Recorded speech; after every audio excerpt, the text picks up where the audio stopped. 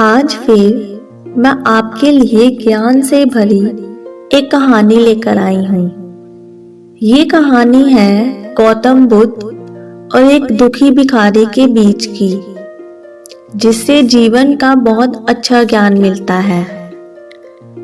एक बार महात्मा बुद्ध एक गांव में अपने शिष्यों सहित घने पेड़ की छांव के नीचे बैठे थे।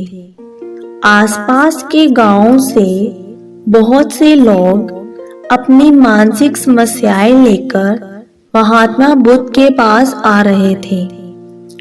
महात्मा बुद्ध उन सब की मानसिक परेशानियों का समाधान देते। सब लोग खुशी खुशी अपनी समस्याओं का समाधान पाकर वहां से लौट रहे थे। वहीं से कुछ दूर बैठा लोगों को बुद्ध के पास जाते देख एक दुखी भिखारी अपने भाग्य को कोसता हुआ यही सोचने लगा कि अभी कुछ देर पहले तो ये लोग दुखी मन से मुंह लटकाए उन महात्मा के पास गए थे, और अब इतना खुश होकर कैसे वापस लौट रहे हैं। आखिर माजरा क्या है? जरा मैं भी जाकर देखूं कि वो महात्मा ऐसा कौन सा खजाना बांट रहा है कि इन लोगों को वे इतने प्रसन्न हुए कि उनके चेहरे लाल हो गए। जब वो भिखारी कुछ नजदीक गया तो उसने देखा कि ये महात्मा तो लोगों को प्रवचन देकर लोगों के दुख का निवारण कर रहे हैं। यह देखकर भिखारी के मन में भी तीव्र इच्छा हुई कि क्यों न मैं भी इन महात्मा को अपना दुख बताऊं। मुझे भी अपने दुख का समाधान अवश्य मिलेगा। बस फिर क्या था, समाधान पाने की लालसा लिए भिखारी महात्मा बुद्ध के सामने पहुंचा और हाथ जोड़कर प्रणाम करते हुए बोला, हे महात्मा बुद्ध, मैं भी लोगों की मदद करना चाहता हूँ। मुझे लोगों की मदद करने की बहुत इच्छा है, लेकिन मैं कैसे मदद कर सकता हूँ? मैं बहुत गरीब हूँ। मेरे पास ना तो पैसे हैं और ना ही कोई ऐसी चीज जिससे मैं किसी की मदद कर सकूं। मैं कोशिश करने पर भी किसी की मदद नहीं कर सकता। मुझे भगवान ने इतना गरीब क्यों बनाया?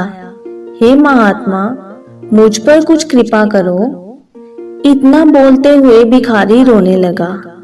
महात्मा बुद्ध बोले, आप बहुत अज्ञानी हैं, क्योंकि आप अभी तक इस भ्रम में जी रहे हैं कि तुम्हारे पास कुछ नहीं, जबकि दूसरों को कुछ देने के लिए तुम्हारे पास बहुत कुछ है। तुम बिना धन और वस्तु के भी दूसरों की मदद कर सकते हो। तुम्हारे पास जुबान है जिससे तुम मीठे शब्द बोलकर किसी के दुखी चेहरे पर मुस्कान ला सकते हो। इन्हीं शब्दों की ताकत से तुम किसी के भी टूटते हौसलों को फिर से मजबूत कर सकते हो। इन शब्दों की शक्ति से आप किसी के भी मन में सकारात्मक विचारधारा के बीज बो सकते हैं और उसे गलत रास्ते पर जाने से रोक सकते हैं। तुम्हारे दो हाथों से किसी भी कमजोर या लाचार व्यक्ति की सहायता कर सकते हो। आपकी दो आंखें किसी अंधे को रास्ता दिखा सकती हैं। तुम किसी के लिए दुआ कर सकते हो।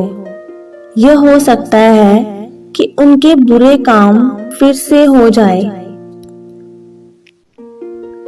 आप किसी के अच्छे स्वास्थ्य की कामना कर सकते हैं, लेकिन अज्ञानतावश तुम अब तक इस बात को समझ नहीं पाए और इस भ्रम में अब तक जीते रहे कि तुम्हारे पास मदद करने के लिए कुछ नहीं। किसी की मदद के लिए धन और वस्तु का होना अनिवार्य नहीं है। बिना धन और वस्तु के भी हम कई प्रकार से लोगों की मदद कर सकते हैं। महात्मा बुद्ध के ज्ञान से भरे ये सुंदर शब्द सुनकर भिखारी के चेहरे पर मुस्कान आ गई और वह खुशी से झूमता हुआ वहां से चला गया। इस कहानी से हमने सीखा क्या? दोस्तों, महात्मा बुद्ध की इन बातों से बहुत कुछ सीखा गया। आजकल बहुत से लोग ये सोचकर दुखी होते हैं कि मेरे पास ये नहीं है, मेरे पास वो नहीं है, बल्कि जो आपके पास है उसी में संतुष्ट रहना सीखें और बिना मतलब के लोगों की मदद करें। इन्हीं से आपको परम सुख की प्राप्ति होगी। तो दोस्तों, ये स्टोरी आपको कैसे लगी जरूर बताना।